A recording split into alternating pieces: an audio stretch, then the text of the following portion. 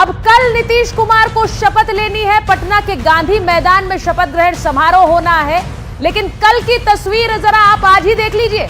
ये जो शपथ ग्रहण समारोह का मंच है, ये कैसा दिखने वाला है। कल शपथ ग्रहण समारोह के लिए पटना का गांधी मैदान तैयार है और वहां मंच पर ठीक बीचों बीच प्रधानमंत्री नरेंद्र मोदी होंगे। उनके साथ नीतीश कुमार होंगे जो 10वीं बार मुख्यमंत्री पद की शपथ लेंगे। और यहां नरेंद्र मोदी, प्रधानमंत्री और नीतीश कुमार के अलावा देश के रक्षा मंत्री राजनाथ सिंह, गृह मंत्री अमित शाह भी मौजूद होंगे। बीजेपी के राष्ट्रीय अध्यक्ष जेपी नड्डा भी इसी मंच पर होंगे।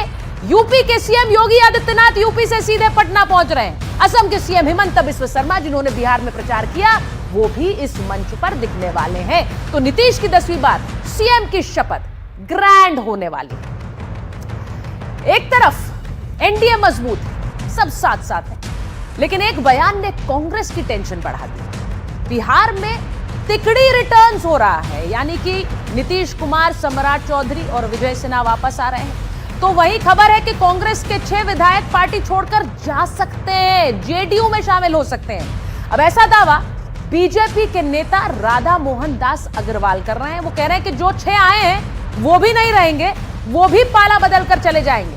तो क्या बिहार कांग्रेस मुक्त हो जाएगा? जरा ये बयान जल्दी से सुनिए।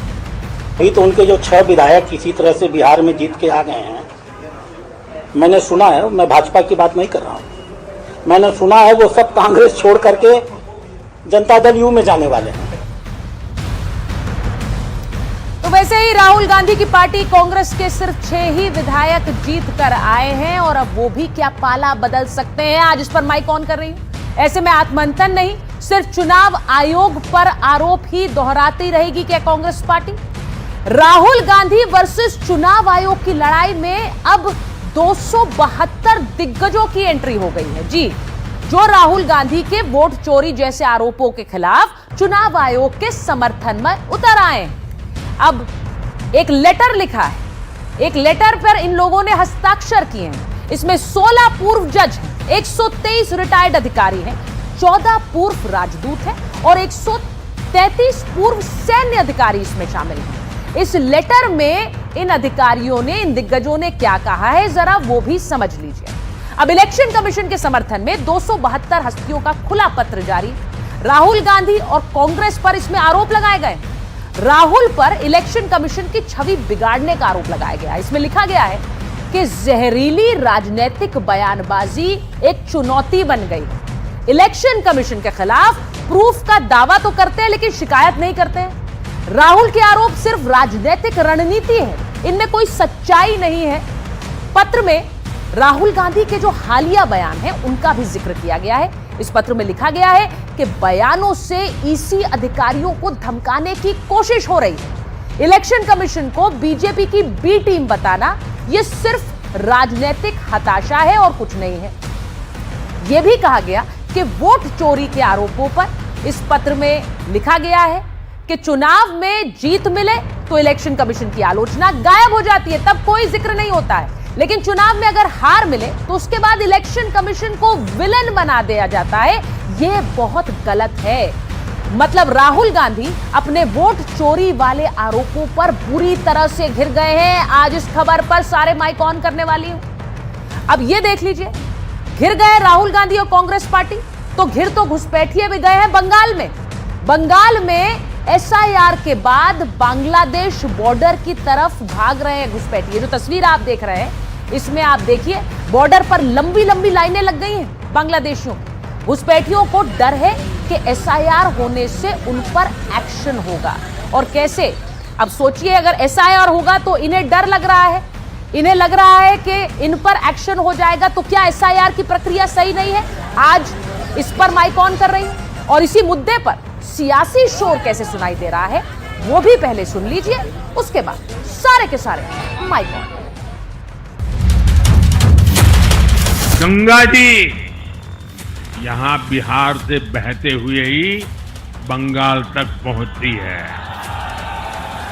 बिहार ने बंगाल में भाजपा की विजय का रास्ता भी बना दिया है।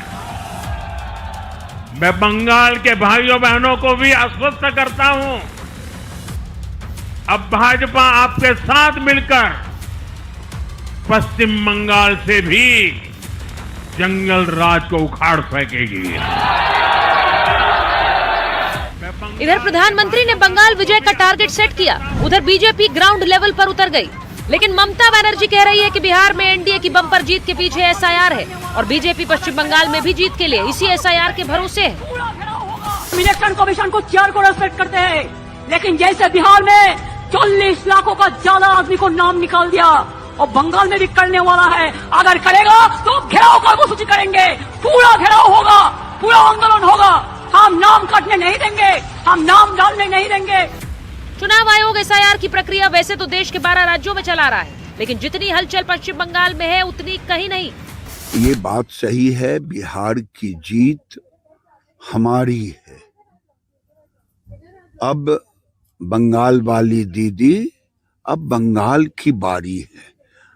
बंगाल की बारी इसलिए है, बंगाल को बांग्लादेश बनाने की साजिश ममता बनर्जी का है वोट के लिए, और वहां रेड कारपेट बिछा के रखी है बांग्लादेशी और रोहिंग्या के लिए।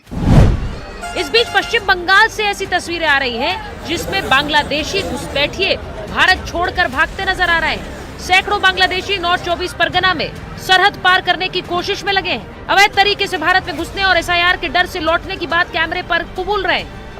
आप यहाँ पर कितने साल पहले बांग्लादेश से आए थे? करीब 20 साल पहले। अच्छा, यहाँ पर कहाँ रहते थे? हुगली के डानकुनी में। अच्छा, सह परिवार थे?